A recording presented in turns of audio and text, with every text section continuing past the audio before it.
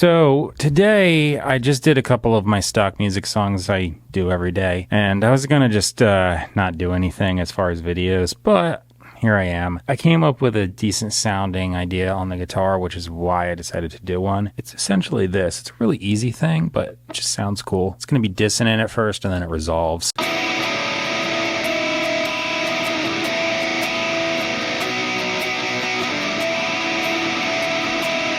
So that kind of thing. I might do a second part. I'll do like a...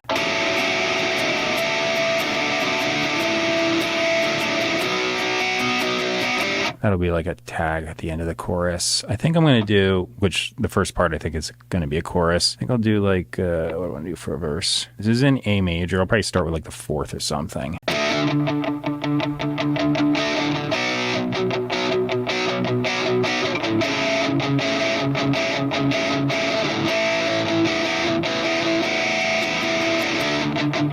Yeah, that works. Okay, so I've got that. I tapped out a tempo already. I've got 140, and I got my usual drum loop going. I just changed the drum sounds. I like to do that every time I'm starting a new batch of songs. I just write songs continually, ongoing, never ending. So I just make a cut off at around like 10 songs or so, and I'd kind of like just tweak the drum sounds, the guitar sounds slightly. Guitar sounds are the same, but I can get drastically different sounding like compositions just by like changing the drums or whatever. So that's what I'm doing. Sounds like this. It's kind of a raw-ish drum set, a little bit of compression. Okay, so I'm just going to start tracking this. I'm going to do a left and a right. I might only do that because I keep saying every time I start doing a new group of songs, I want to keep it nice and simple, and then I'm like, oh, and then I'll add a third and fourth, fifth, sixth, eighth, 10th guitar, and then I'll add some keyboard. I'm just going to try and keep this pretty simple. So here I go.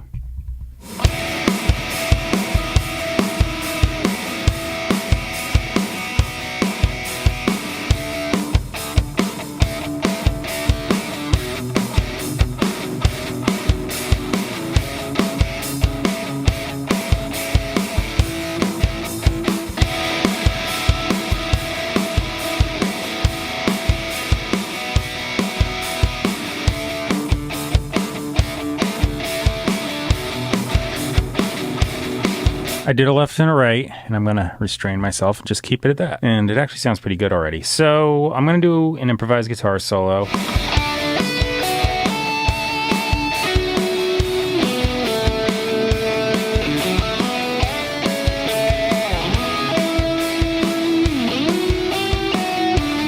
Okay, I have my bass guitar. I finished up the guitar solo. I threw a little extra delay on than what you heard after the fact, and I put a little, what the heck is it called? It's like a fade out, but then you can do like a slow down thing, and it just sounds like a whammy. I have my bass guitar, and I don't know what I'm going to play. I should do something like that for the chorus.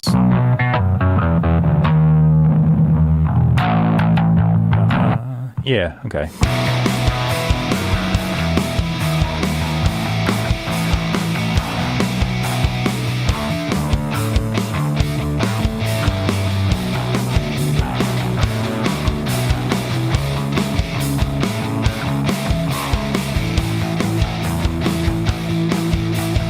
Now's the part where I sit down at the drum set and start playing, so I'm going to move the camera over and start doing that. I've got a metronome on now, and it's really loud. The drum loop's gone. Sounds like this.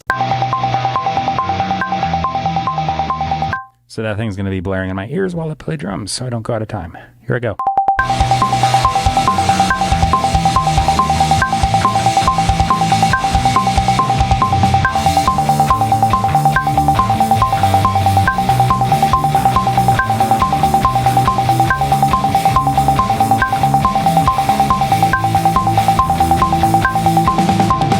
So I think I'm going to just go through the vocals right now. I was warming up a little bit. I got a scratch track on there. It's blocked out. I just do that like as a warm up and keep it there for reference in case I completely forget the melody in 2 seconds, which happens if I don't do that. Yeah, let me just try and get through this thing without messing up the lyrics.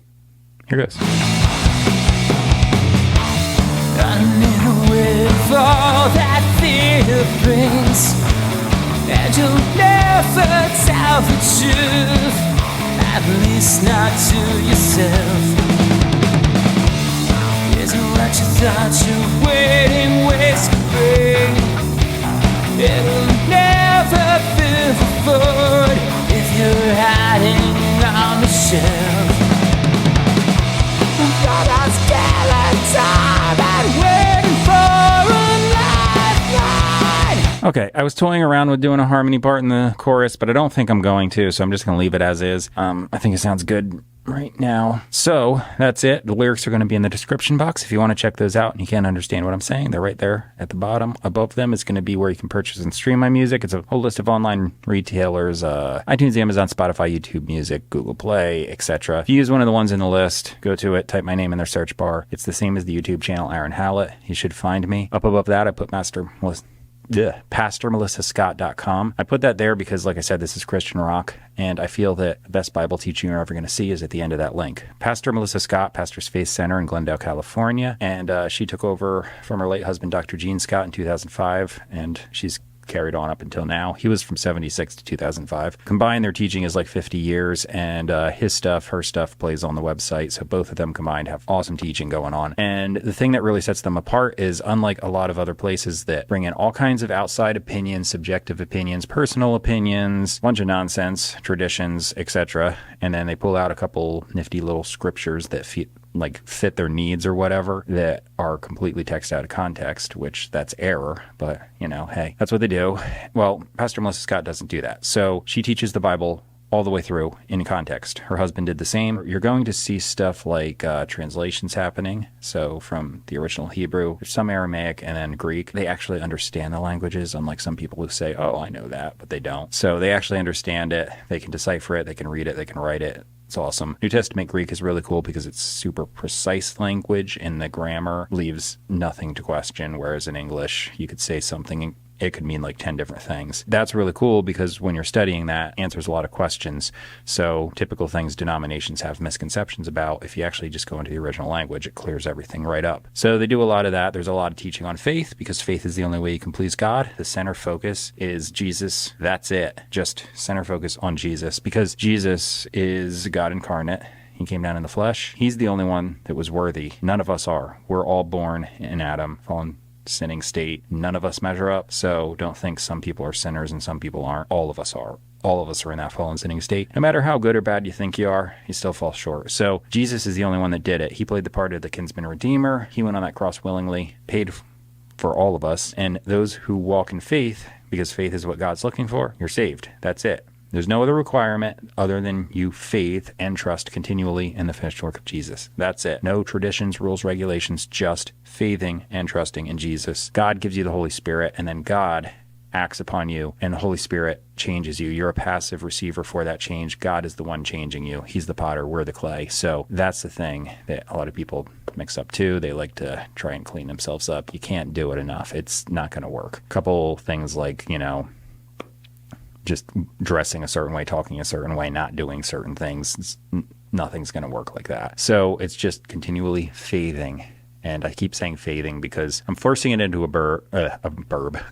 It should be a verb in the New Testament. The New Testament Greek has pistis, most often occurring as a verb. It's an action verb that's ongoing and continuous, and you are the one performing said action. So in order to meet that criteria of faithing, you have to be actively, continually faithing until the day you die. That even itself clears up a bunch of things. So it's really cool and makes sense because it's a relationship with God. You don't just show up one time, say hi, and then that's it. You continually, ongoing, have a relationship, and as you're having that, God starts changing you. So it's not a bunch of like outward appearance changes. It's inward in your heart. So cool teaching on it.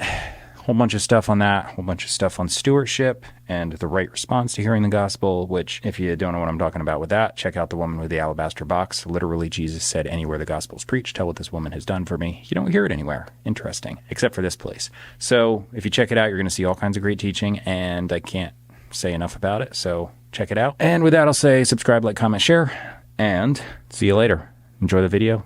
Well, this is the video, but the song video. It's coming up right now. Bye.